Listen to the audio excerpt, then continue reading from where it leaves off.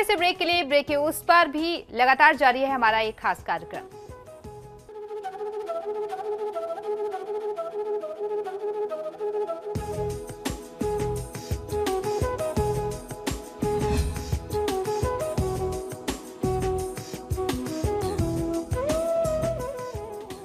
Break के बाद एक बार फिर से आपका स्वागत है। चलिए अब आचार्य जी से जान लेते हैं आज का महा उपाय।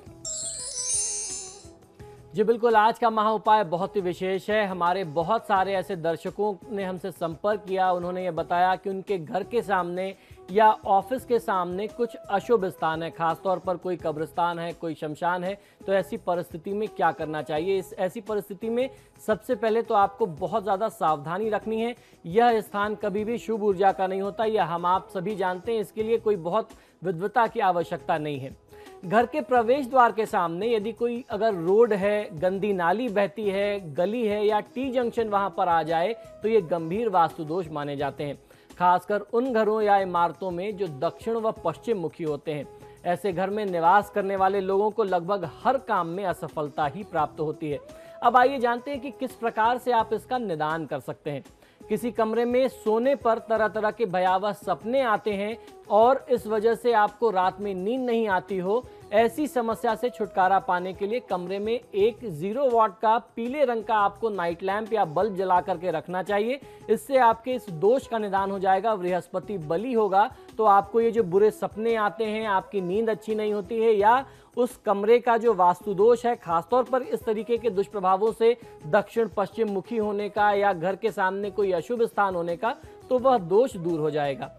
घर या ऑफिस के किसी भी कमरे की खिड़की, दरवाजे या गैलरी ऐसी दिशा में खुलें जिस ओर कोई खंडहर नुमा पुराना मकान है या कोई पुरानी ऐतिहासिक इमारत है या फिर शमशान है या कब्रिस्तान स्थित हो, तो यह अत्यंत अशुभ होता है। ऐसे मकान में सकारात्मक ऊर्जा का प्रवाह सुनिश्चित करने के लिए किसी शीशे की प्लेट में कुछ छोटे छोटे फिटकरी के टुकड़े आपको डाल करके खिड़की या दरवाजे या गैलरी के पास आपको रख देना चाहिए और उन्हें हर हफ्ते में या फिर महीने में एक बार आपको नियमित रूप से बदलते रहना चाहिए। इससे आप वहां से आ रही नकारात्मकता को, नेगेटिविटी को बहुत सरल और बहुत आसान तरीके से दूर कर सकते हैं, रोक सकते हैं। वास्तु दोषों से आपको मुक्ति मिलती है।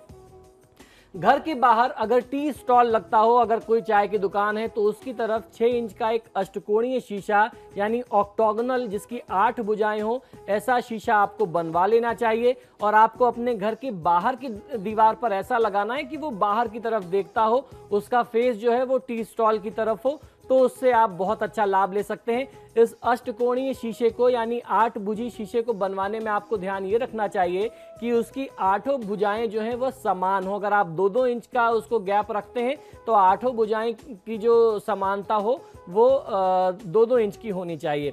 ऐसा करने से दक्षिण एवं पश्चिम दिशाओं के टी स्टॉल का संपूर्ण वास्तु दोष ठीक हो जाता है।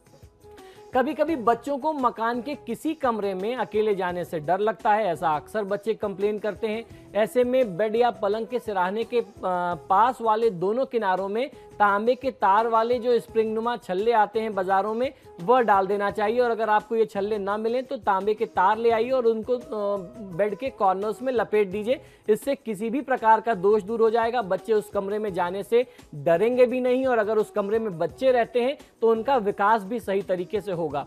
किसी मकान की छत पर पूर्व, उत्तर या पूर्वोत्तर दिशाओं में कमरा, स्टोर आदि अगर बना हो तो ऐसे मकान का गृहस्वामी कभी भी सुखी नहीं होता, उसको कभी भी बरकत या वृद्धि नहीं मिलती अपने काम में। गृहस्वामी हमेशा परेशान, दुखी और रोगी रहता है, रोगग्रस्त रहता है। ऐसे गृहस्वामी अपने जीवन में नौकरियां बदलते रहते हैं अथवा व्यापार में अपना भाग्य आजमाते रहते हैं, उनको लाभ नहीं मिलता।